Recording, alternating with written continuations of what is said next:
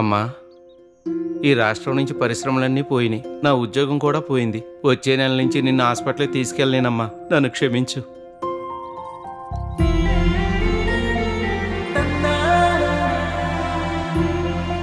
తల్లి, వచ్చే నెల నుంచి నీ ట్యూషన్ ఫీజు నేను కట్టలేనమ్మా, ఇంట్లోనే ఉండి చదువుకో.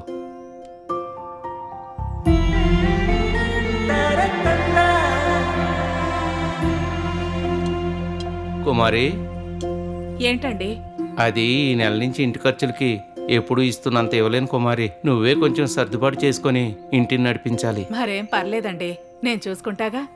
అదే ఎలా చూసుకుంటావా అన్నదే నా భయం. మహిళలందరికీ నెలకి 1500 అంటే సంవత్సరానికి 18,000 ఆర్థిక సహాయం చేస్తారట మన బాబుగారు. మీ అమ్మకి, నాకు, మన కూతురికి కలిపి ఏడాదికి 54,000 వస్తాయండి. మనం చేయాల్సిందల్లా వచ్చే ఎన్నికల్లో సైకిల్ గుర్తుకే ఓటేసి టీడీపీ, జనసేన, బీజేపీ కూటమిల్ని గెలిపించడమే. టీడీపీ వస్తే పోయిన పరిశ్రమలు తిరిగొస్తాయి, మీ ఉద్యోగము తిరిగొస్తుంది. మనం బాబుని మళ్ళీ రప్పిద్దాం.